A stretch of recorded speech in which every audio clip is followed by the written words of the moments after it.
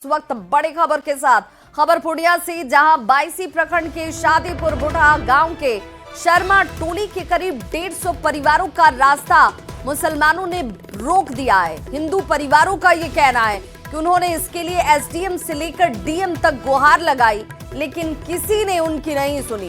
शर्मा टोली के चारों मुसलमानों की जमीन है। हिंदू परिवारों का ये कहना है कि मुसलमानों ने अपनी जमीन घेर रखी है, जिसके बाद उनको अब अपने घर जाने का कोई रास्ता ही नहीं मिला।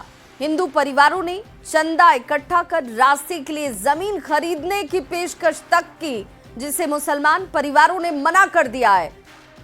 गांव में हिंदू परिवार अब कोई धार्मिक आयोजन भी नहीं कर पा रहे। शादी विवाह पर आफत आ चुकी है। पीड़ित हिंदू परिवारों का यह कहना है कि जमीन और रास्ते को लेकर हुए इस विवाद के बाद मुस्लिम पक्ष गांव में पूजा पाठ करने से भी इन्हें रोक रहा है।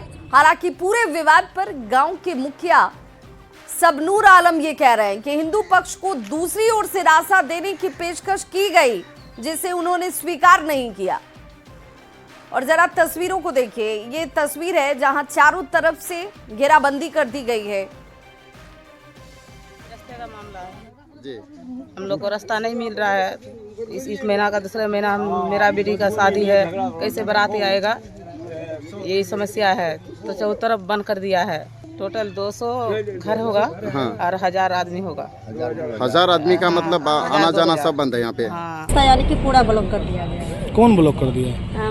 मुस्लिम कास्ट का बोला कि जी क्यों ब्लॉक किया? ब्लॉक किया कि जात विवाद में बोला कि ये इधर से हिंदू सबको जाने नहीं देंगे। आप लोग मूर्ति विसर्जन करने के लिए जा रहे हैं तो इधर से ये जाने नहीं देंगे। आप लोग श्री राम का नारा लगा रहे हैं। यानी कि हम लोग का सत्संग धाम है, महाराज स्थान है, पूरा मंदिर उंदिर सब है। हम लोग गाते बजाते हैं, उसमें भी पाबंदी लगाते हैं। अभी हम लोग को चारों तरफ से घेर लिया है। हम लोग का कोई साधन नहीं जाने आने का। वो रास्ता प्राइवेट रास्ता था, प्राइवेट है। जिन लोग जमीन है वो लोग रोक रहे हैं। हाँ, जमीन वाला रोकता है। बंद कर दिया। लोगों ने बात भी किया, बहुत सालों के बाद हम लोग मुखिया सरपंच लेकर के भी बैठे, बट इसमें कोई भी निर्णय नहीं हो पाया। नहीं देने का कारण है कि वहाँ पे थोड़ा हिंदू मुस्लिम की बातें हैं। जैसे हम लोग पहले हमेशा से वहाँ पे सरस्वती पूजा, विश्वकर्मा पूजा और कुछ पूजा हमेशा से होते रहा है। तो धीरे धीरे इसमें क्या हो गया कि अब थोड़ा अरंग लोग उत्पन्न करते हैं।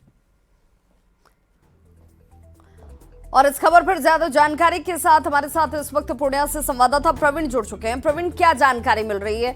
आखिर क्या वजह है कि ये रास्ता रोका गया है? जो ग्रामीण कह रहे हैं उसमें कितनी सच्चाई है? देखिए, ये पूरा विवाद बायसी प्रखंड के शादीपुर भुटहा शर्मा टोला के है। शर्मा टोला जो है वो एक पूरी बस्ती है, लगभग 150 से 200 घर वहाँ पर है और पूरे परिवार के लोग रह रहे हैं वहाँ पे। वहाँ से लेके मुख्य सड़क तक जाने का पहले से एक रास्ता था जो निजी सड़क है, और वो जो निजी सड़क था वो किसी मुस्लिम पक्ष की जमीन थी, जिसको कि ये लोग कई बार खरीदने का भी प्रयास किया और जो जिसकी जमीन थी वो देने के लिए भी तैयार हो गया था। लेकिन फिर वहीं के कुछ समाज के कुछ लोग उसको मना कर दिया कि अगर जमीन तुम हिंदू पक्ष को दोगे, रास्ता दोगे, तो फिर तुम्हें भी बहिष्कृत कर दिया जाएगा। इस तरह से उन्हें भी डरा धमका दिया गया और उसके बाद इन लोगों ने एसडीएम कोर्ट में भी दरखास्त किया। एसडीएम ने भी आदेश दिया कि नहीं, जब 100 परिवार से ऊपर है तो उन्हें रास्ता मिलना चाहिए। लेकिन उसके बाद फिर मुस्लिम पक्ष सिविल कोर्ट चले गए, वहां से मुस्लिम पक्ष के फेवर में आदेश आया। उसके बाद वो लोग रास्ता देने से मना कर दिया। अब स्थिति ये है कि जो हिंदू पक्ष है उनके घर तक जाने के लिए, शादी विवाह के लिए रास्ता नहीं है। किसी बेटे बेटियों की शादी नहीं हो पा रही है और ये लोग कई तरह के आरोप ये भी लगा रहे हैं कि कुमार प्रवीण, फिर जो जिला प्रशासन है, जिला प्रशासन की तरफ से क्या इसका कोई हल नहीं निकाला जा रहा है? बातचीत कर, बिल्कुल। अगर यहाँ पे 100 से ज्यादा परिवार हैं तो आवाजाही कहाँ से होगी? लोग कैसे आए जाएंगे? बिल्कुल, इस बाबत हमने बायसी एसडीएम कुमारी तौसी से भी बात किया और उन्होंने कहा कि 100 से अधिक परिवार है तो उसका रास्ता हम नहीं रोक सकते हैं, लेकिन सवाल है कि निजी जमीन है तो उसको सामाजिक समाधान के रूप में ही किया जा सकता है। तो इस बाबत वहाँ के जो मुखिया हैं सबनूर आलम, उनसे भी हमने बात किया। तो मुखिया का कहना है कि नहीं, जो रास्ता ये लोग मांग रहे हैं वो बीच बस्ती होकर है, तो बीच बस्ती होकर देने के लिए तैयार नहीं है। बगल से दूसरा रास्ता वो देने के लिए मुस्लिम पक्ष तैयार है, लेकिन वो रास्ता ये लोग लेने के लिए तैयार नहीं है। अगर दोनों पक्ष बैठ के समाधान निकाले तो ये समाधान निकल सकता है। बहरहाल प्रशासन भी इसमें दूसरे लगी हुई रास्ते है। पर आखिर ग्रामीणों को क्या आपत्ति है? अगर आवाजाही के लिए रास्ते की ही जरूरत है, अगर दूसरी तरफ से रास्ता निकल रहा है, वहां से आवाजाही हो सकती है, इस पर आपत्ति क्यों है? इन लोगों का कहना है कि जो पुराना रास्ता है वो पिछले 50 वर्षों से है, उसमें मात्र 12 डिसमिल जमीन इन लोगों को खरीदना पड़ेगा और वो 12 डिसमिल जमीन देने के बाद उन्हें रास्ता मिल जाएगा। लेकिन जिसका जमीन है वो देने के लिए तैयार नहीं है। दूसरे पक्ष से वो लोग रास्ता निकालने के लिए तैयार है, लेकिन दूसरा पक्ष में भी कुछ और लोग जो है, कुछ लोग तो देने के लिए तैयार है जमीन, लेकिन 2-3 आदमी है जो अपना जमीन देने के लिए तैयार नहीं है। इसको लेकर भी कहीं ना कहीं मामला अटक रहा है। हालांकि प्रशासन लगातार प्रयास कर रही है। सीओ और वहां के थाना प्रभारी भी कई बार जाके ग्रामीणों के साथ बैठक किए हैं और लगातार प्रशासन प्रयास कर रही है कि किसी तरह से इस रास्ता का हल निकले, लेकिन अभी तक ये मामला सुलझा नहीं है। बहरहाल लोगों ने जिला पदाधिकारी से भी इस बात की गुहार लगाई है कि उन्हें रास्ता मुहैया कराया जाए और जिला प्रशासन के निर्देश पर भी, डीएम के निर्देश पर वहां के एसडीएम जो वो भी दोनों पक्षों को बैठाकर इसका समाधान निकालने में लगी हुई है। जी, बहुत बहुत शुक्रिया कुमार प्रवीण इस तमाम जानकारी के लिए। और ऐसे में अब कई सवाल ये उठता है कि हिंदुओं का रास्ता आखिर क्यों रोका गया है, क्योंकि यहाँ पर 100 से ज्यादा परिवार हैं। अब इन परिवारों के सामने परेशानी है कि 50 सालों से जिस रास्ते का इस्तेमाल वो कर रहे थे, अब वो बंद हो चुका है। रास्ता विवाद को आखिर कब सुलझाया जाएगा, ये भी अपने आप में एक बड़ा सवाल। पूर्णिया में कैदी आखिर क्यों बने हुए हैं हिंदू परिवार, और हिंदुओं का रास्ता क्यों रोका गया है, क्यों हवाई हिंदू मुस्लिम एकता की मिसाल दी जाती है, रास्ते के विवाद को कब तक सुलझाया जाएगा।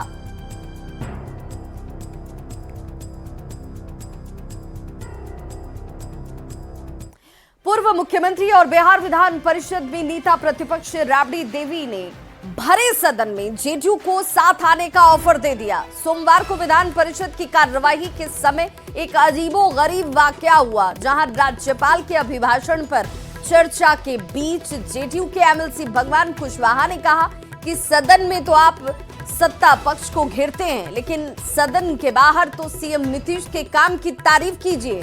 इस पर राबड़ी देवी ने कहा कि बीजेपी का साथ छोड़िए तो हम आपके साथ आएंगे।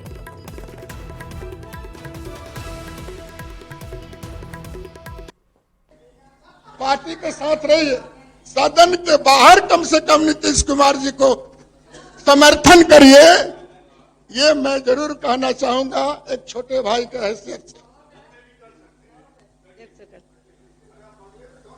हाँ, सुना जाए। पहले तो बीजेपी का छोड़ेंगे तब ना हम लोग साथ आएंगे। पहले बीजेपी का छोड़िए, बीजेपी से कहाँ दिक्कत है? कुमार के संगे आएंगे हम लोग। अरे बीजेपी के रहते आपको आरक्षण मिला।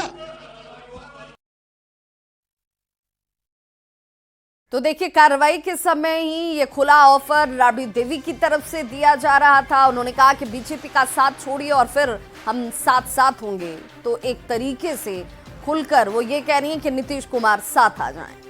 विधान परिषद में जंगल राज के मुद्दे पर राबड़ी देवी हालांकि भड़क उठी। उन्होंने कहा कि जंगल राज में मुद्दे पर आरजेडी को बदनाम बार बार किया जाता है। जंगल राज आरजेडी के राज के पहले भी था और अब भी है। बता रहे हैं, सुनिए तो। लालू यादव पर बोलते हैं। अरे लालू यादव पर बोलते हैं। अरे दूसरी बात बोल रहे हैं मैडम। हम दूसरी बात हम भी बोल रहे हैं। बेईमानी मत करिए यहाँ बैठ के सदन में। बिहार के जनता देख रहा है, सुन रहा है। कोई काम करे बस आरजेडी। जंगल राज पहले से नहीं था क्या? आजादी के बाद जंगल राज नहीं था देश में, पूरे देश में? आप बोलिए, जवाब दीजिए। आप बच रहे हैं, आप 72 मिनट हम बोलने दीजिए माननीय श्री भगवान जी। बीजेपी इस वक्त पूरी तरह से चुनावी मोड में है।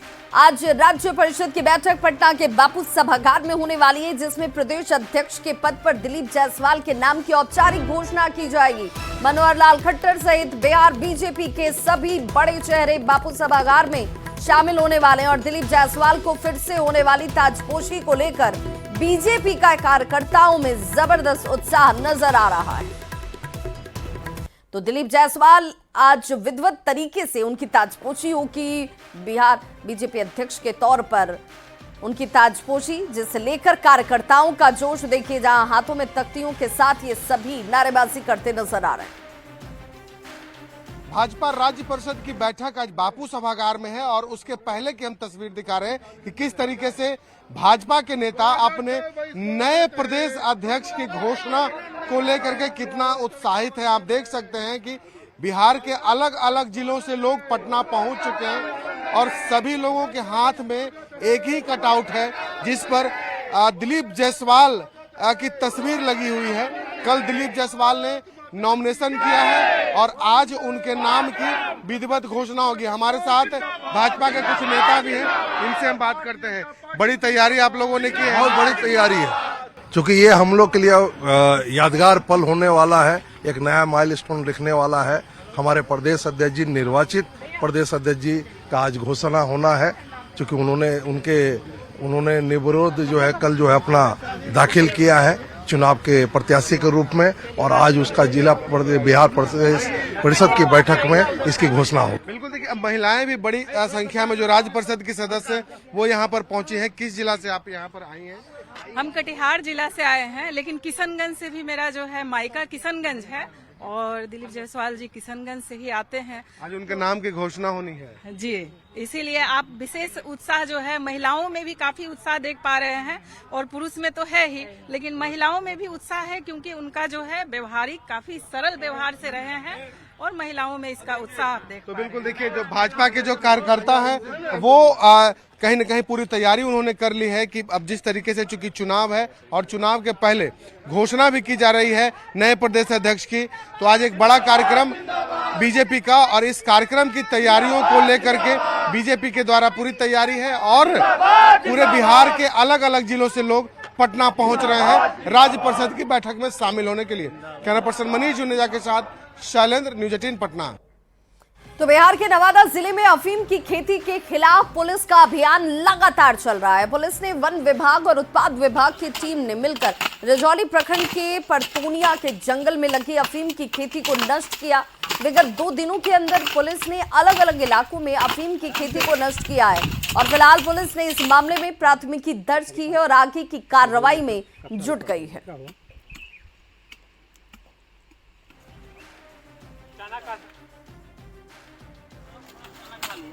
बिहार के सीवान जिले में होली को लेकर पुलिस प्रशासन ने सुरक्षा और शांति सुनिश्चित करने के लिए विशेष तैयारी शुरू कर दी है। होली को देखते हुए बॉर्डर सहित अन्य चेक पोस्ट पर पुलिस बल की तैनाती है।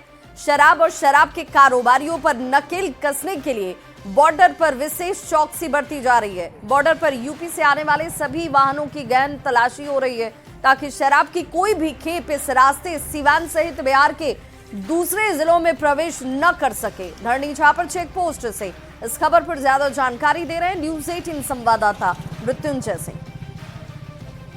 कुछ उत्पाद विभाग के चेक पोस्ट और कुछ पुलिस विभाग द्वारा चेक पोस्ट संचालित है और उस पर शिफ्ट वाइज प्रतिनियुक्ति भी की जाती है पदाधिकारियों की, बल की। लगातार इन जो प्रतिनियुक्त पदाधिकारी एवं बल हैं उनके द्वारा वाहन जांच की कार्रवाई की जाती है, जिसमें एक लॉगबुक भी मेंटेन की जाती है कि कौन कौन सी गाड़ियां प्रवेश की और किस किस की चेकिंग हुई। तो इस तरह से हम लोग को उम्मीद है कि बहुत कड़ाई से इस चीज़ को हम लोग अनुपालन करा पाएंगे। शराब और शराब कारोबारियों पर नकेल कसने के लिए जिला पुलिस और उत्पाद विभाग अलर्ट मोड में दिख रही है। सिवान एसपी अमितेश कुमार द्वारा लगातार बिहार यूपी के बॉर्डर धरनी छापर चेक पोस्ट हो या फिर मैरवा का बॉर्डर, वहां लगातार चौकसी बरतने का आदेश दिया गया है। हर एक यूपी से आने जाने वाली वाहन को सघन तलाशी का आदेश सिवान एसपी अमितेश कुमार द्वारा दी गई है ताकि यूपी से कोई भी सिवान में शराब की खेप नहीं पहुंचे। तो वहीं शराब को लेकर लगातार अभियान चला रही है, लगातार छापेमारी की जा रही है ताकि बिहार में पूर्ण रूप से शराबबंदी हो और शराब कारोबारियों पर नकेल कसी जा सके। मृत्युंजय सिंह, न्यूज 18 सीवान। छपरा में मानव व्यापार के खिलाफ पुलिस ने एक बड़ा अभियान शुरू किया हुआ है। पुलिस ने गरखा, अमनौर और दरियापुर से 14 लड़कियों को मुक्त करवाया जिन्हें जबरन ऑर्केस्ट्रा में काम कराया जा रहा था। मुक्त हुई लड़कियों में कई नाबालिग भी हैं। सूचना मिलते ही ऑर्केस्ट्रा संचालक फरार बताया जाता है, जिसके खिलाफ महिला थाने में एफआईआर दर्ज की गई है। आरोपी को पकड़ने के लिए पुलिस की तरफ से तलाश इस वक्त जारी है। और इस खबर पर ज्यादा जानकारी दे रहे हैं न्यूज़ 18 संवाददाता संतोष गुप्ता। और हमारे साथ इस वक्त इस खबर पर न्यूज़ 18 संवाददाता संतोष गुप्ता खुद जुड़ चुके हैं। संतोष, क्या जानकारी मिल रही है? जिन लोगों पर एफआईआर दर्ज हुई है उनकी गिरफ्तारी कब तक सुनिश्चित होगी? ये देखिए, एफआईआर की कार्रवाई अभी महिला थाने में चल रही है। जो बताया जा रहा है कि गड़खा, अमनौर और दरियापुर 3 अलग अलग जगहों पर ऑर्केस्ट्रा संचालकों के ठिकाने पर छापेमारी की गई है और 14 लड़कियों को मुक्त कराया गया है, जो अलग अलग राज्यों से ला करके यहाँ जबरन ऑर्केस्ट्रा में जिनसे काम कराया जा रहा था। तो मैं बता दूं कि छपरा इस मामले को लेकर के हाल के दिनों में काफी चर्चा में रहा है। पिछले साल लगभग 100 से ज्यादा लड़कियों को यहाँ मुक्त कराया गया है। मिशन मुक्ति फाउंडेशन एक संस्था है दिल्ली की जो बाल अधिकार के लिए काम करती है। उस संस्था के सदस्य लगातार एसपी के संपर्क में है और एसपी कुमार आशीष ने काफी बेहतर काम किया है इस मामले में। जैसा कि संस्था के सदस्यों ने भी कहा है कि लगातार उनके सहयोग के कारण ही ये संभव हो पाया है कि लगभग पिछले साल 100 से ज्यादा लड़कियों को मुक्त कराया गया था और इस महीने के जो साल के शुरुआती समय है इसी समय 14 लड़कियों को आज मुक्त कराया गया है। और इसे लेकर के अब प्राथमिकी दर्ज कराने की कार्रवाई की जा रही है। जो लोग हैं जो ऑर्केस्ट्रा संचालक उनको चिन्हित कर लिया गया है, नामजद प्राथमिकी दर्ज कराई जाएगी। लड़कियों ने कुछ नाम भी बताया है जिन्होंने लड़कियों का शोषण किया था, उनके खिलाफ भी कार्रवाई की जाएगी जैसा बताया गया है संस्था के सदस्यों द्वारा। और निश्चित तौर पर ये एक बड़ा अभियान कहा जा सकता है। बहुत बहुत शुक्रिया संतोष गुप्ता इस तमाम जानकारी के लिए। तो 14 लड़कियों को पुलिस ने मुक्त कराया है। अलग अलग राज्यों से इन लड़कियों को लाया गया था और ऑर्केस्ट्रा में जबरन काम कराया जा रहा था। बताया जा रहा है कि जो ऑर्केस्ट्रा संचालक है वो इस वक्त फरार है। पुलिस की तरफ से अब इसकी गिरफ्तारी को लेकर कार्रवाई जारी है। महिला थाने में एफआईआर दर्ज कराई गई है। खबर मोतिहारी से, जहां लोगों ने बांध निर्माण को रोक दिया है। लोगों ने जेसीबी को रोककर इसे लेकर विरोध जाहिर किया। विरोध कर रहे लोगों का ये कहना है कि ये परियोजना बिन जन सुनवाई और ये जो परियोजना है वो जन सुनवाई और जमीन सर्वे से शुरू की गई। बांध का निर्माण 1978 और 80 के दौरान शुरू हुआ, लेकिन तब भी भारी विरोध की वजह से काम रोकना पड़ा। विरोध कर रहे लोग ये भी कह रहे हैं कि इस बांध के बनने से फायदा नहीं है, लोगों को इसके बनने के बाद नुकसान ज्यादा उठाना पड़ेगा।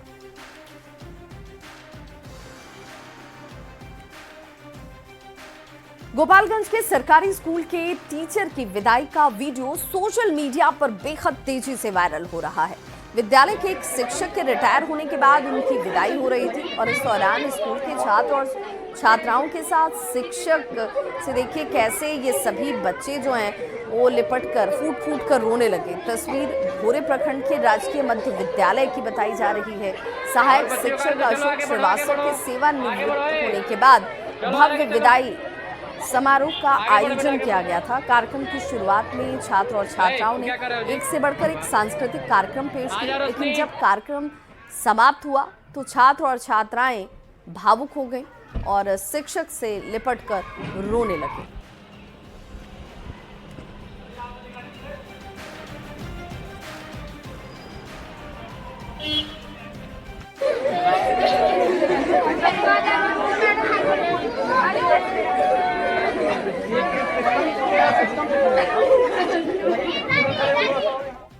बिहार के वित्त मंत्री सम्राट चौधरी ने बजट में मुजफ्फरपुर के पताही एयरपोर्ट को चालू करने की बात कही और ऐसे में 40 साल से बंद पड़े पताही एयरपोर्ट को चालू होने की अब आस एक बार फिर से लोगों के अंदर जग गई है। एयरपोर्ट के चालू होने को लेकर लोग काफी उत्साहित हैं। स्थानीय लोगों ने बिहार सरकार और केंद्र की मोदी सरकार का इसे लेकर आभार जाहिर किया। एयरपोर्ट मैदान पर मौजूद लोगों से बात की न्यूज़ 18 संवाददाता प्रियांक सौरभ ने। 40 वर्षों के इंतजार के बाद अब मुजफ्फरपुर के बहुप्रतीक्षित पताही एयरपोर्ट अब चालू किया जाएगा। इसको लेकर बजट में उप मुख्यमंत्री व वित्त मंत्री सम्राट चौधरी ने ऐलान कर दिया है। इस वक्त हम मुजफ्फरपुर के उसी पताही हवाई अड्डा पे हैं और आप देखेंगे कि यही वो पताही हवाई अड्डा है जिसको लेकर लोकसभा दो लोकसभा चुनाव में इसको लेकर सवाल उठे। जब भी प्रधानमंत्री की सभा यहाँ पर हुई तो बार बार यह सवाल उठा कि आखिर यह एयरपोर्ट कब शुरू होगा, लेकिन फाइनली अब बिहार के बजट में इसको शामिल किया गया। और जिस तरह से सबरी का इंतजार राम आए और जिस तरह से सभी सनातन हिंदू और सभी देशवासियों का जो एक सपना था राम मंदिर का, जिस तरह से उसका उद्घाटन हुआ, उसी तरह से आज पताही एयरपोर्ट का जीर्णोद्धार का घोषणा हो चुका है। हम लोग बहुत उत्साहित हैं और देश के प्रधानमंत्री को हम लोग कोटि कोटि नमन करते हैं उनके इस संकल्प को पूरा करने को। करीब 38 से 40 साल हम लोगों ने इस सपना को संजोया था कि आज होगा कल होगा, आज होगा कल होगा, लेकिन हमारे यशस्वी प्रधानमंत्री जी ने इसी ग्राउंड से 2019 में आकर के बोले थे कि मुजफ्फरपुर वासियों के यथाशीघ्र इस पताही एयरपोर्ट से उड़ान भरने को मिलेगा। तो तमाम लोग जो हैं पताही के और एयरपोर्ट के आसपास के वह काफी खुश हैं, क्योंकि कहीं ना कहीं वर्षों से इस एयरपोर्ट को चालू होने का इंतजार लोग कर रहे थे और फाइनली अब बिहार के बजट में इसे शामिल किया गया है। 7 एयरपोर्ट चालू किए जाएंगे, जिसमें मुजफ्फरपुर का एयरपोर्ट पताही एयरपोर्ट भी शुरू किया जाएगा। मुजफ्फरपुर से न्यूज़ 18 के लिए प्रियांक सौरभ।